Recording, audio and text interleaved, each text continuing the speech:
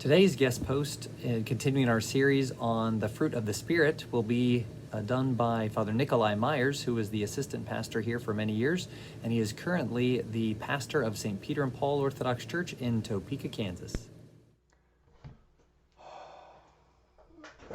Good afternoon, a blessed June 19th, which is the feast of the Holy Apostle Jude.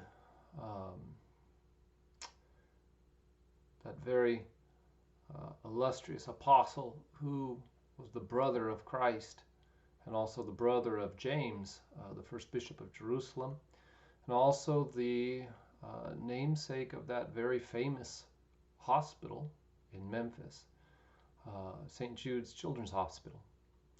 I'm making this video specifically because of the request of Father Philip Rogers, the priest of St. John's Orthodox Church in Memphis, Tennessee, where St. Jude's Hospital is. He's putting together a series on the fruit of the Spirit for his own parishioners. So I thought I would record mine for that community, but also post it to our own YouTube page at St. Peter and Paul here in Topeka. St. Paul writes to the Galatians in the 5th chapter. He calls them to walk in the Spirit. And then he describes what it's like to walk in the Spirit. And he says the fruit of that walking in the Spirit, or the fruit of the Spirit, is, and he lists all these beautiful things: love, joy, peace, long-suffering, kindness, goodness, faithfulness, gentleness, self-control.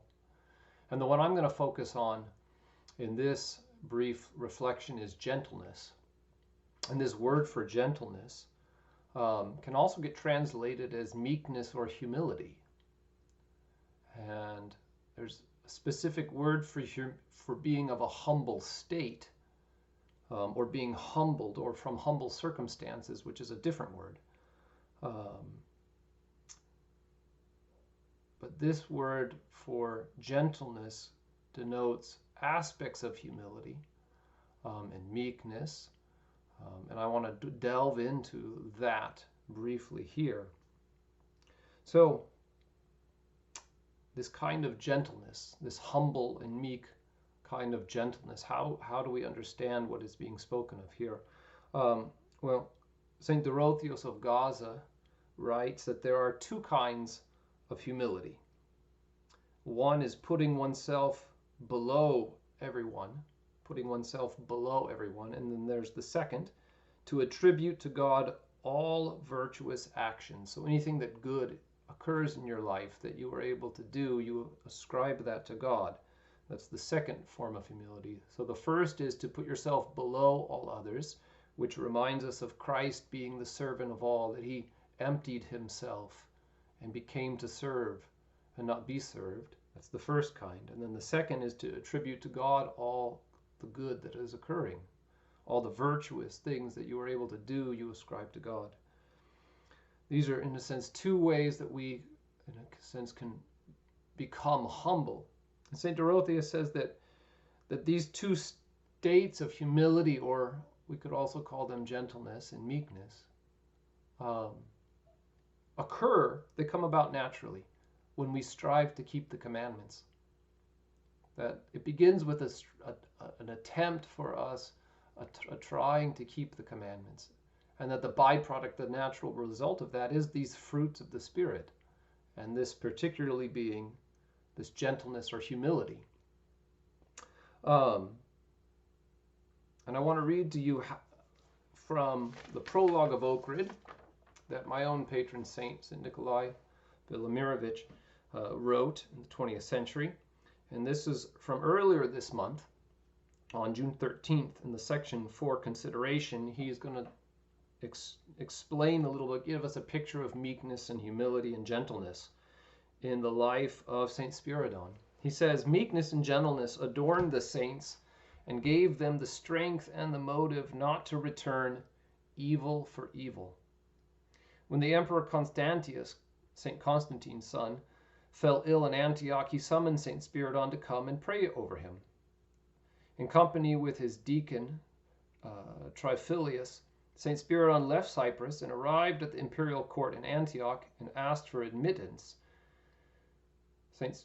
Nikolai goes on to explain that St. Spiridon was not dressed very fancy, but rather poor, and he appeared to be a pauper in the eyes of one of the imperial servants that kept the gate.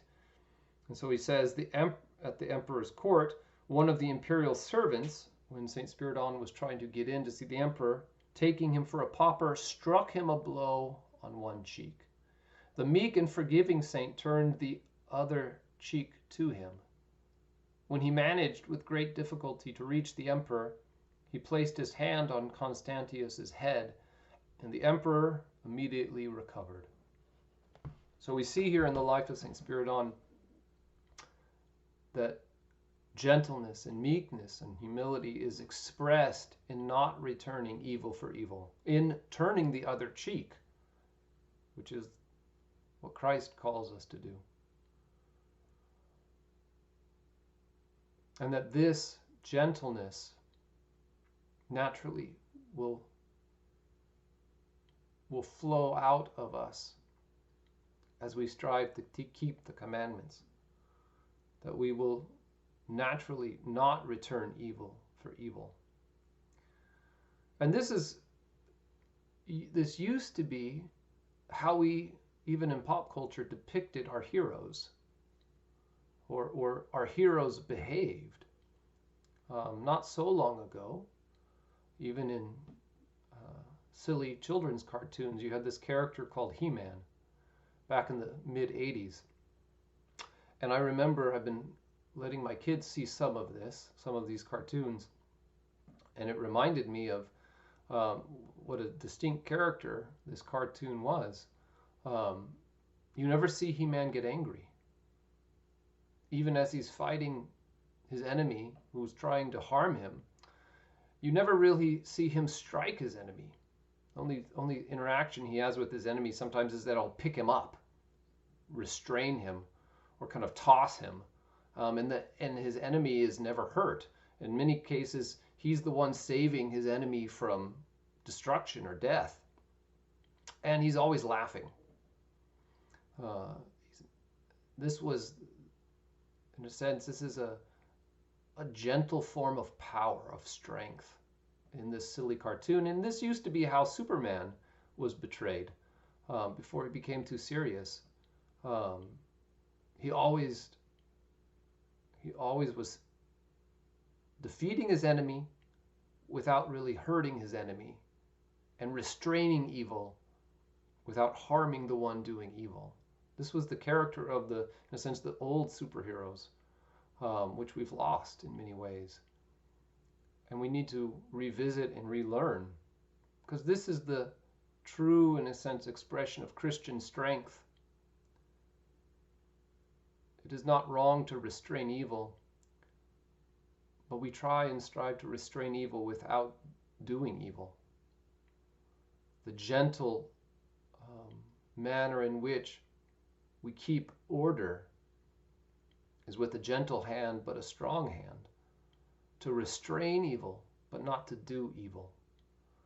And I think if we meditate on this kind of gentleness, of not returning evil for evil, it'll profit us greatly in this day we live in, with so much upheaval, and where we've lost, in a sense, the gentle strength of our heroes. God bless you all.